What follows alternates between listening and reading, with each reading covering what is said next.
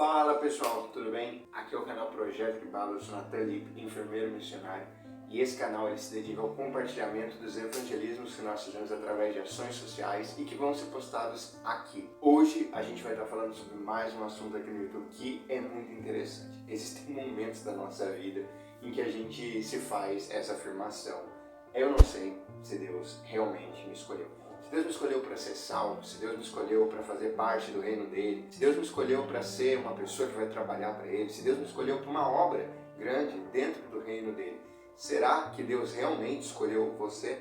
Mas antes de seguir para o vídeo, eu gostaria que você seguisse o canal do projeto lá no Instagram, chama Projeto Kibalo. Lá a gente vai postar mais coisas referente a tudo que a gente está fazendo aqui, então segue a gente lá. E também avisar que no dia 11 de fevereiro eu vou estar fazendo uma ação evangelística lá no centro da cidade de Caraguatatuba, que é onde eu moro. Se você é enfermeiro, técnico de enfermagem, tem vontade de participar, se inscreve aí. E lá também no dia a gente vai fazer um vídeo super legal para postar aqui no YouTube e vocês vão conferir só as coisas grandes que Deus vai fazer através desse projeto na vida de todas as pessoas que participarem. Então, bora lá pro vídeo?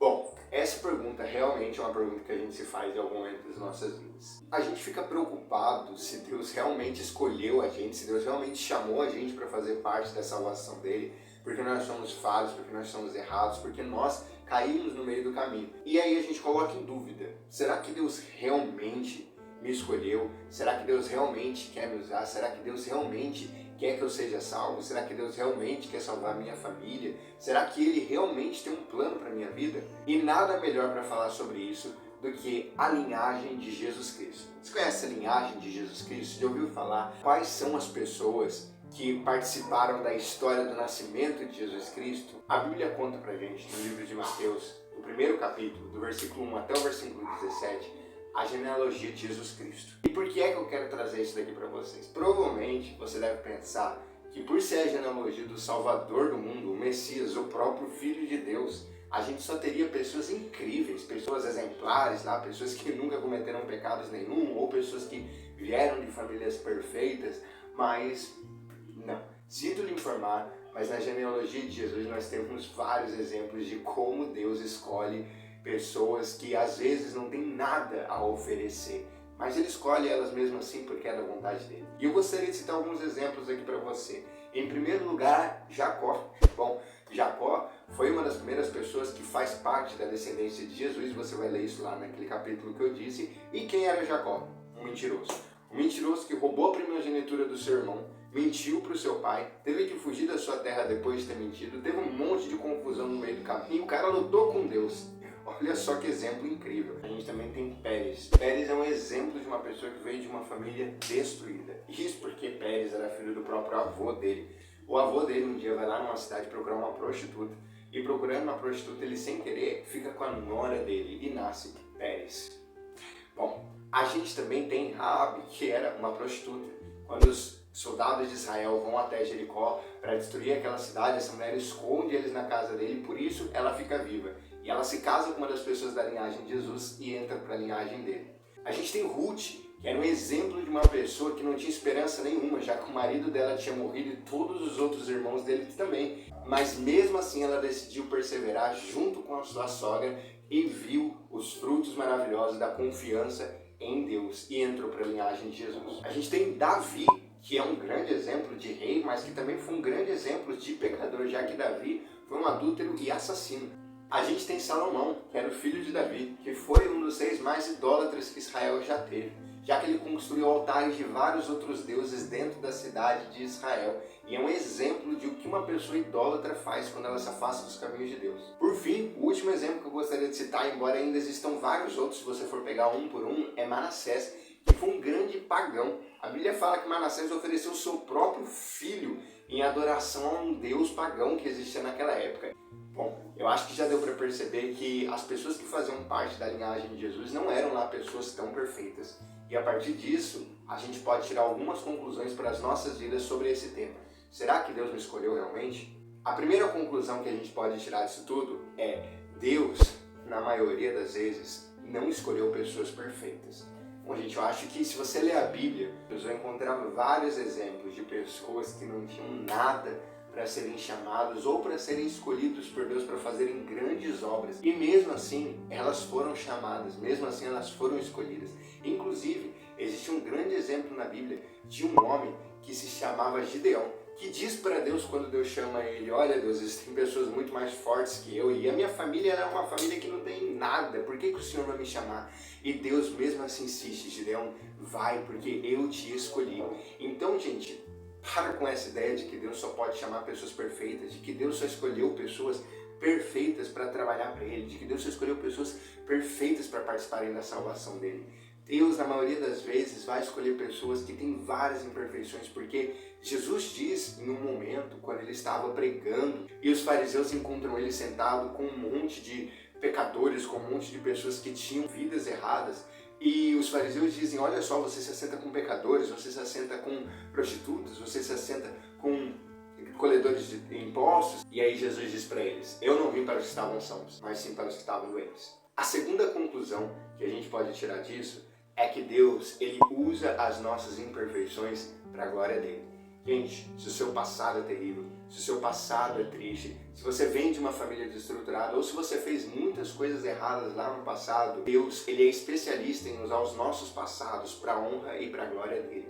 Quantas histórias eu já vi de pessoas que no passado tinham sido usuários de droga e hoje em dia ajudavam na conversão e no tratamento de pessoas que hoje em dia são usuários de drogas. Quantas pessoas eu já vi que viviam uma vida de promiscuidade e hoje em dia elas que ajudam pessoas que vivem nessas vidas. Se você não tiver um testemunho para contar, a sua história fica muito menos emocionante. E Deus, ele gosta de quando nós temos essas experiências para usarmos para a glória dele. Porque quanto mais pessoas puderem ser alcançadas pelo Evangelho de Cristo, melhor. Então não importa se no seu passado você sofreu, não importa se a sua família é totalmente desestruturada, não importa quantos episódios depressivos você teve, quantas vezes você usou droga, Deus quer usar cada uma dessas suas experiências para a glória dele. Então pare de dizer para Deus que porque você viveu uma vida errada, que porque você vem de uma família ruim, que porque você passou por coisas terríveis, você não pode servir a Ele ou você não pode fazer parte da salvação dele. Porque Deus quer usar cada uma dessas coisas para o reino dele quando você se disponibilizar para fazer parte de tudo isso. Tá esperando o quê? A terceira conclusão que eu consigo tomar olhando a genealogia de Jesus é: nós fomos escolhidos única e exclusivamente pela graça de Deus. A graça de Deus é algo inexplicável. Nós nunca vamos entender por que Deus decide salvar uma prostituta em meio a tantas outras pessoas da cidade de Jericó. Ou por que Jesus escolheu ser chamado como filho de Davi quando Davi era um assassino e adúltero. Nós nunca vamos entender por que Deus escolheu a gente. Eu não entendo por que Deus me escolheu. E se Deus escolheu você, eu também não vou entender por que Deus escolheu você. Deus realmente tinha pessoas muito maiores e muito melhores para escolher do que nós. Mas a graça de Cristo se manifesta justamente quando Ele escolhe pessoas como nós, pecadores, ex-depravados, ex-promíscuos, ex-drogados, ex-imorais sexuais, ex-mentirosos, ex-adúlteros, ex-assassinos, ex o que for que seja. Quando Deus escolhe pessoas como nós, Ele está mostrando a graça dEle para nos mostrar que não é por obras. A Bíblia diz: pelas obras ninguém será salvo, mas apenas exclusivamente pela graça de Deus. Então, Jesus nos escolheu para sermos salvos. Jesus nos escolheu para que nós fizéssemos parte da expansão do reino dele. Jesus nos escolheu para que nós pudéssemos trabalhar para Ele aqui nessa terra. E não foi só a gente, não é um mérito só nosso, como algumas pessoas dizem. Jesus escolheu a todas as pessoas porque Ele quer que todo mundo se salve. A vontade de Deus é de que nenhuma pessoa se perca. Mas infelizmente poucas pessoas decidem atender esse chamado. É por isso que a Bíblia diz: muitos são chamados, mas poucos escolhidos. Então, a graça de Cristo foi o que nos chamou, e não as nossas próprias obras. E a última conclusão que a gente pode tirar desse texto é: sim, você é um escolhido de Deus. Você é um escolhido para ser salvo por Cristo. Você é um escolhido para trabalhar no reino dele. Você é um escolhido para fazer parte das coisas grandes que Deus tem feito através do seu povo nessa terra. E você não é escolhido por causa dos seus méritos, nem por causa do que você fez, nem por causa daquilo que você deixou de fazer, mas porque Deus, única e exclusivamente, te amou. E porque Ele te amou, é uma pergunta que eu não posso te responder. Mas eu posso te dizer uma coisa: Deus te ama. E Ele tem uma grande história na vida das pessoas que Ele ama. Deus quer fazer grandes coisas através das nossas vidas aqui nessa terra. Mas a maior promessa de Cristo não é aqui para essa terra. A maior promessa de Cristo é que um dia nós vamos estar com Ele lá no céu, onde não haverá mais choro, onde não haverá mais dor, onde não haverá mais pranto, nem ranger de dentes. Onde nós finalmente vamos viver para o propósito que nós somos criados, que é ter comunhão com Deus e com a criação dele. Jesus quer que nós façamos parte de tudo isso. Jesus quer que nós participemos da grande salvação dele. Enquanto nós estivermos aqui nessa terra, Jesus quer te usar para fazer uma grande obra no reino dele. Basta você entender isso e parar com esses pensamentos de que você não foi escolhido por Deus por conta dos seus pecados, por conta das coisas que você já fez de errado ou por conta da família que você veio. Isso é uma mentira de Satanás. Tire ela da sua cabeça e aceite o fato de que Deus, sim, escolheu cada um de nós para uma obra diferente e para que um dia todos nós possamos estar com Ele lá na glória, servindo Ele verdadeiramente e viver em comunhão com tudo que Ele fez. Amém?